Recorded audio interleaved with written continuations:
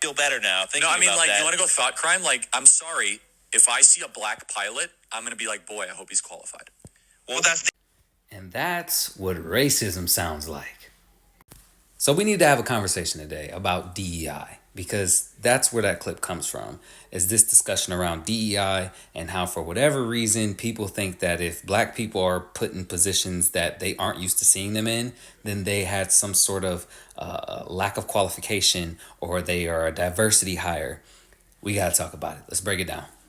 So for the sake of today's video, we're going to be talking about DEI as it stands as an organizational component. So in the United States, diversity, equity, and inclusion are organizational frameworks. They seek to promote fair treatment, participation of all people, and this is specifically for groups that have been underrepresented, marginalized, subject to discrimination. Now, this can be for your identity, racial identity, or disabilities. So here's a helpful chart for you to understand what that diversity looks like and how it's implemented on many organizations. So over here you can see diversity, what this means. Multiple identities represented in that organization. So people from all backgrounds can be represented here. Equity, constantly and consistently recognizing and redistributing power. So all people can have a sort of share of the power and that nobody can feel left out when they want to have a say. Inclusion, thoughts, ideas, and perspectives of all the individuals within that organization matter. That all leads to a sense of belonging. So these all seem like things that most people would want to promote, right? Well, no, because what we're seeing right now is this resistance, this pushback against the idea of DEI, diversity, equity, and inclusion in workplaces and organizations and agencies. And that typically comes from a feeling of loss or control. Now, this is according to DEI experts that have done studies among these organizations and among these agencies. And that often comes from a misunderstanding of this virtue of colorblindness, this idea that we don't see color as a society and we don't see race. And it's like, yes, you do, and it's a belief that our systemic inequalities have already been addressed. So a lot of this belief is the idea that we don't have to make accommodations for people because society has already done so.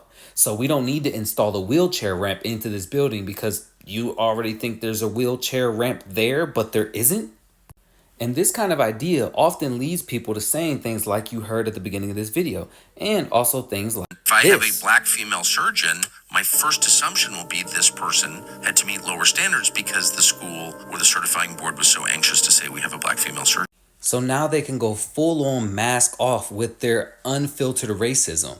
You can't tell me that you're going to see a black person as a pilot or a doctor and immediately associate that with lower standards, a lower intelligence, lower qualifications without us thinking that you're racist, because that's what racism sounds like. You don't get to say it's under this guise of, oh, DEI. No, let's explain what DEI hires are and what this looks like. And I'm probably going to explain to the fact that you're likely one of those.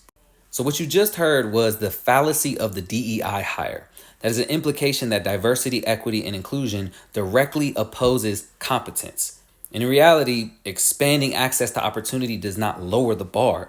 It's the thing that raises it. That's the point, is that when you expand the pool of people who can apply to a job by expanding it into communities that may not have even known about the existence of that job. Maybe it's a lower funded community. Maybe it's an underserved community. Maybe it's a community that's a little farther out of town. Or maybe it's a community that is LGBTQ friendly. Or maybe this community has a higher population of Black or Latino people. That's what expanding that application pool looks like. That is not a lowering of the bar. It's an expansion of the pool. And I really also very quickly want to tackle this narrative about systemic issues being addressed, like we don't need DEI. Let's break that down, because everything that has gotten us to this point has been DEI. The Equal Employment Opportunity Act of 1972, that's DEI, because it prevents discrimination against race, religion, creed, sex, national origin, disability, all of that. That's DEI because it is preventing discrimination and allowing people to apply to positions regardless of their background. Veterans Employment Opportunities Act of 1998. That's DEI. It promotes an inclusive environment and prevents people from being able to discriminate against our veterans. The Equal Pay Act. This protects individuals of all sexes from discrimination of their pay, so that we can properly address things like the gender pay gap that has existed in this country since women entered the workforce. The Respect for Marriage Act, that's DEI. Now here's a chart from the Center of Economic and Policy Research that shows the discrimination that has taken place in this country and the unfair advantage that white people have had over black people regardless of their education level. You can see this. This is something that you can look up. Like I said, page 1 of Google, y'all. So I'm going to leave you with this post that I saw from the homie Robert Wright. Trump's repeated attacks on DEI, wokeness, and the trans community have one clear purpose. If we are angry at each other, we don't look up and see how big corporations and billionaires have rigged markets and siphoned off most of the economy's gains. And I think he really summarizes the point really well because, and you'll hear this a lot as you visit my page, they really want to distract you with these culture war issues, with these non-issues, and they want to make up these boogeymen for you to focus your attention on so you don't look up and you don't watch them hoard our resources and cut the aid to our federal government for the most vulnerable of our communities. They don't want you to look up.